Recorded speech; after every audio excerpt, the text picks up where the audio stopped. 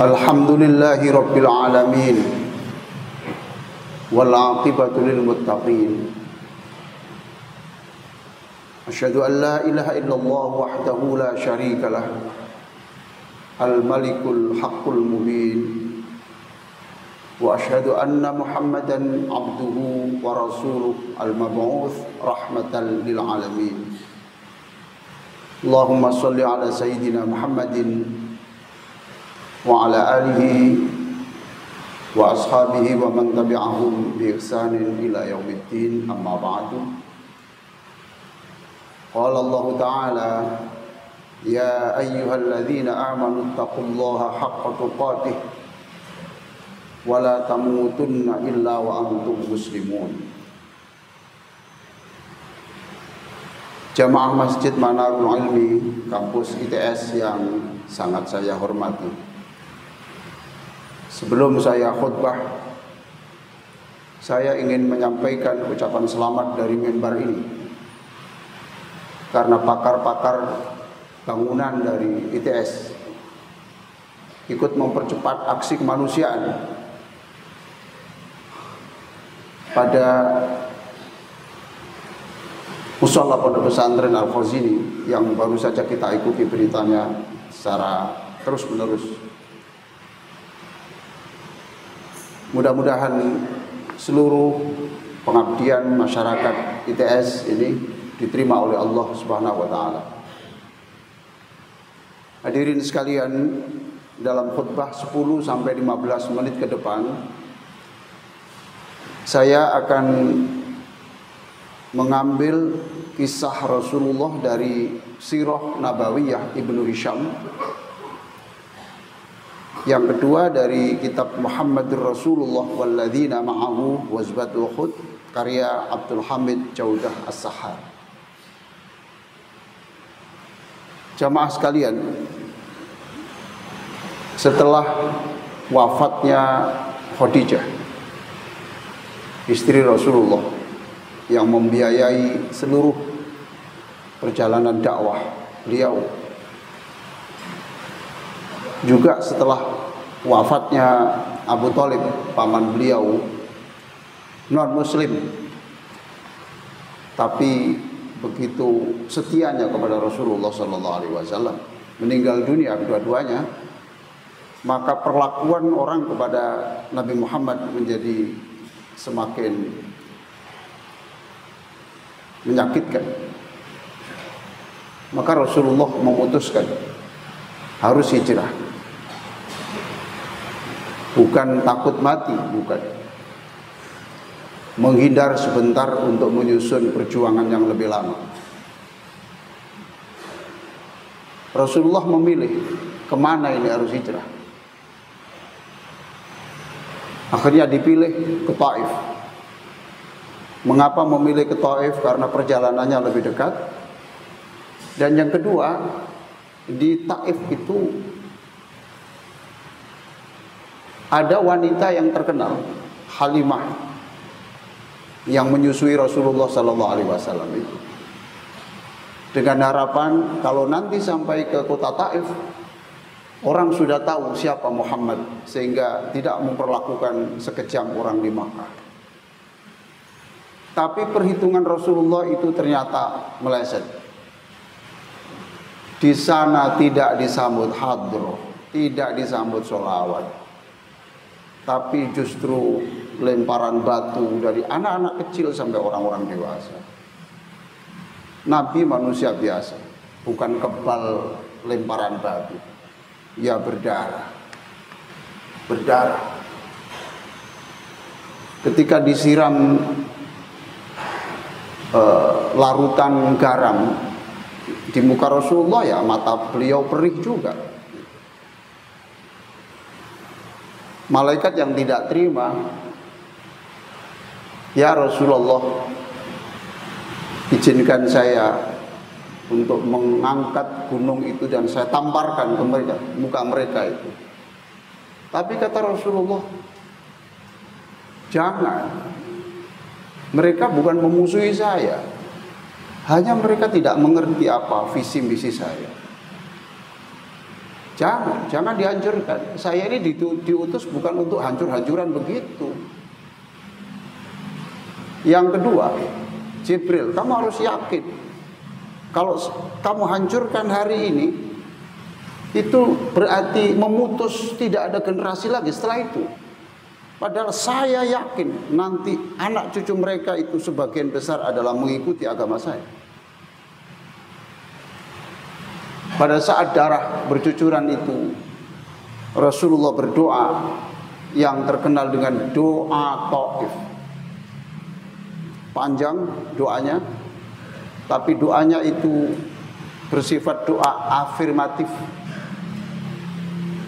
Nanti silakan cek doa itu, syukur-syukur bisa dihafal, agak panjang sedikit. Antara lain dalam doa itu, illam yakun ghadabun alayya fala ubal. Ya Allah, sakit memang sakit. Sakit ya Allah. Tetapi sakit itu tidak saya rasakan selama Engkau masih senyum melihat saya. Selama Engkau ridho terhadap perjuangan saya, semua itu saya kesampingkan. Lakal adba hatta tardo. Kami siap berpayah-payah. Kami siap bersakit-sakit karena kami ingin meraih ridho-Mu. Masya Allah, luar biasa. Nah, barangkali anak-anak di bawah reruntuhan itu pernah membaca doa ini, sehingga mereka berkata seperti yang diucapkan oleh Syekh Lendra Haikal itu, yang bapak-bapak semuanya sudah tahu. Dia berkata, tertindih bangunan tidak masalah, selama saya masih bisa sholat. Coba, selama saya bisa berjamaah dengan orang-orang di bawah saya ini yang ternyata sudah meninggal.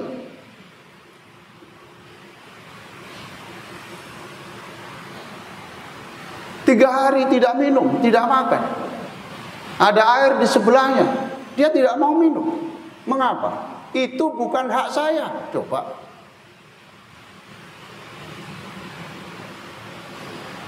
Ketika dokter datang, dia berkata kepada dokter itu, dok, jangan nolong saya dulu, temanku duluan. Coba. Mental-mental seperti inilah yang diajarkan oleh Rasulullah. Dan kita diperlihatkan ada anak kecil usia 13 tahun yang harus menjadi guru kita semuanya.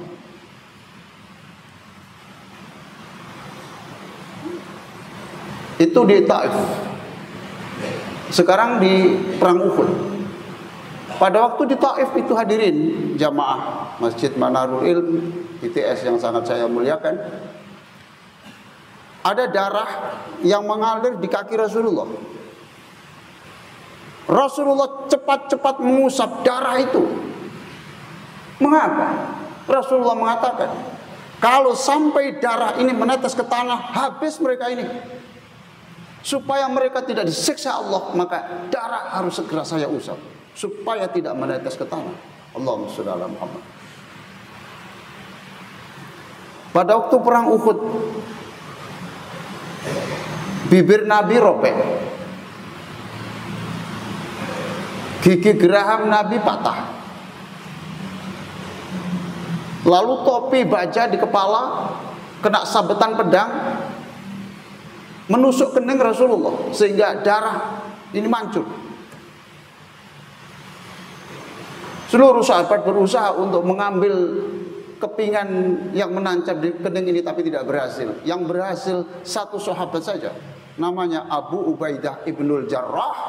Dan Abu Ubaidah ibnul Jarrah inilah orang yang ditulis oleh hadis Rasulullah SAW, termasuk 10 dari orang yang dijamin masuk surga. Apa yang dilakukan Abu Ubaidah ibnul Jarrah?